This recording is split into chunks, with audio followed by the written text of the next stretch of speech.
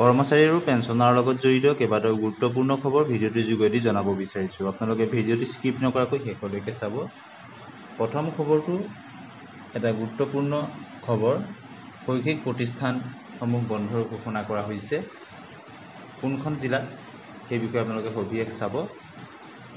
আপোনালোকে দেখিছে এইটো এটা অফিচিয়েল অৰ্ডাৰ কাছাৰ শিলচৰ ফালৰ পৰা ঘোষণা কৰা হৈছে। যিহেতু যি প্ৰতিকূল পৰিৱেশ বা বৰষুণ বা অন্যান্য ধৰণৰ যি প্ৰতিকূল পৰিৱেশৰ কাৰণে 2nd and 3rd June 2025 Monday and Tuesday অৰ্থাৎ সোমবাৰ আৰু মঙলবাৰে শৈক্ষিক প্ৰতিষ্ঠানসমূহ বন্ধ থাকিব। চৰকাৰী আৰু বেচৰকাৰী সকলো ধৰণৰ গভটেই হওক, প্ৰভিঞ্চিয়েলাইজেই হওক, ভেঞ্চাৰেই হওক বা প্ৰাইভেটেই হওক, সকলো ধৰণৰ শৈক্ষিক প্ৰতিষ্ঠানসমূহ বন্ধ থাকিব। আৰু আপোনালোকে নিশ্চয় দেখিছে কাছাৰ শিলচৰৰ ডিষ্ট্ৰিক্ট কমিশ্যনাৰৰ ফালৰ পৰা এই নিৰ্দেশনাটি প্ৰেৰণ কৰা হৈছে আৰু তাক ইমপ্লিমেণ্ট কৰিবৰ কাৰণে ষ্ট্ৰিক্টলি কোৱা হৈছে। গতিকে প্ৰতিকূল বতৰ আৰু বৰষুণ বা এনেধৰণৰ যি সমস্যা তাৰ কাৰণে শৈক্ষিক পৰিৱেশ বা বিদ্যালয় খোলাত যথেষ্ট অসুবিধা হ'ব। তাৰ প্ৰতি লক্ষ্য ৰাখি আগন্তুক দুদিন বন্ধ দিয়া হৈছে, সোমবাৰ আৰু মঙলবাৰ 2 আৰু 3 জুন তাৰিখে। এতিয়া আহিছোঁ দ্বিতীয়টি খবৰলৈ। চৰকাৰী সূত্ৰৰ উদ্ধৃতি দি ফাইনেন্সিয়েল এক্সপ্ৰেছৰ এখন যি খবৰ আহিছে, সেই খবৰে আনন্দিত কৰি তুলিছে। কেন্দ্ৰীয় চৰকাৰৰ কৰ্মচাৰী পেঞ্চনাৰসকলৰ মাজত আনন্দৰ জোৱাৰ উঠিছে।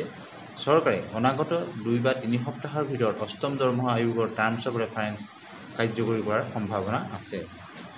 2.86 ফিটমেণ্ট ফেক্টৰৰ অৰ্থ হ'ল আপোনাৰ নতুন বেচিক পে' আৰু আপোনাৰ বৰ্তমানৰ বেচিক পে' 2.86 গুণ। গতিকে যদি আপোনালোকৰ বৰ্তমান বেচিক পে' 20,000 টকা হয়, তেন্তে 8ম CPCৰ অধীনত আপোনাৰ নতুন বেচিক পে' 2.86 ব্যৱহাৰ কৰা হ'ব। অৰ্থাৎ 20,000 টকা পূৰণ 2.86 সমান 57,200 টকা। গতিকে 2.86 ফিটমেণ্ট ফেক্টৰ হ'লে আপোনাৰ ন্যূনতম বেচিক 57,200 টকা হ'বগৈ। গতিকে অন্যান্য ধৰণৰ বেচিক পে'ৰ ক্ষেত্ৰত কেনেধৰণৰ হ'ব আপোনালোকে নিশ্চয় গণনাটো কৰিব পাৰিব।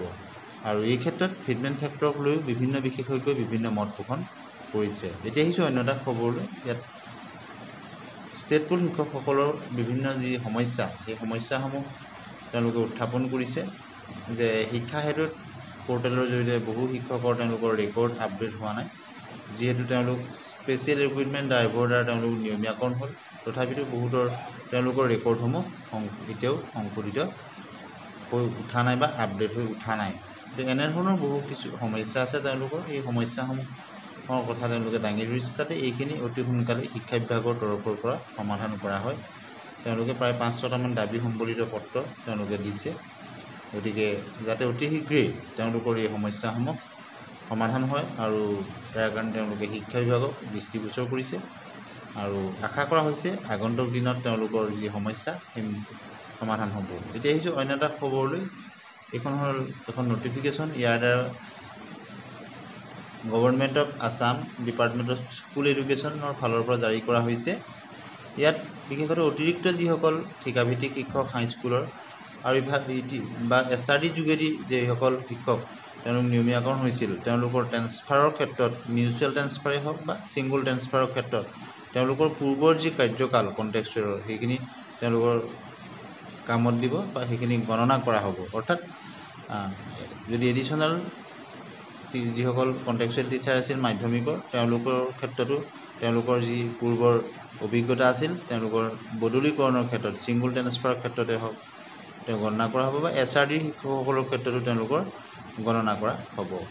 এতিয়া অন্য এটা খবৰ লৈ আহিছোঁ যিটো সংবাদ মাধ্যমত খুব চৰ্চা আছে যে আগন্তুক ডিয়াৰনেছ এলাউন্স বা DR 12% বৃদ্ধি হ'ব নেকি।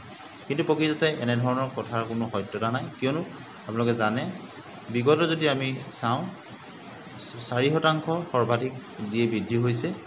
গতিকে আগন্তুক যি জুলাইত DA আৰু DR বৃদ্ধি হ'ব, 2 পৰা 3% DA DR বৃদ্ধিৰ আশংকা আমি বা সম্ভাৱনা ব্যক্ত কৰিব পাৰোঁ।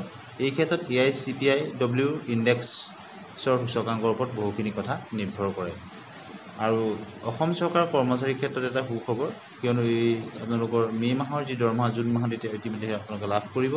তাত আপোনালোকে 2% যি পূৰ্বৰ ডি আৰু এৰিয়াৰ হিচাপত আপোনালোকে 2% তেওঁলোক লাভ কৰিব, অৰ্থাৎ এইবাৰ তেওঁলোকে অধিক টকা লাভ কৰিব। আপোনালোকৰ গণনা কৰি চাব 2% হিচাপত আপোনালোকৰ কিমান হ'বগৈ। গতিকে আজি এইটো ভিডিঅ'ত কৰ্মচাৰী পেঞ্চনৰ লগত জড়িত কেইবাটাও গুৰুত্বপূৰ্ণ খবৰ আপোনালোকলৈ